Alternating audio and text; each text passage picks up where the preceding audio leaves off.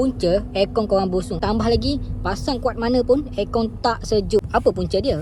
Air filter korang pernah tukar atau tidak? Ni untuk Myvi, dia sama je. Air filter kereta mana-mana pun semua pakai air filter. Kedudukan air filter ni duduk bawah ni je. Kat dashboard korang ni duduk bawah ni je. Kita cabut je. Kita cabut dulu. Okey. Buka ni, buka. Dan korang cek lah air filter korang ni. Allahu Akbar. Tak pernah tukar. Ni lah dia. Berhabuk. Nak letak macam ni je. Senang sangat-sangat. Okey, settle. Semua kereta pakai air filter macam ni. Dan duduk pun bawah ni juga. Memang beza. Tadi sejuk. Cuma tak sesejuk ni. Tu tak kisah kereta apa sekalipun. Semua pakai air filter macam ni. Sebelum korang pergi save aircon ataupun korang pergi tambah gas, korang tengok benda ni dulu. Mana tahu ni. Korang tengok yang aku punya ni. Tu dia.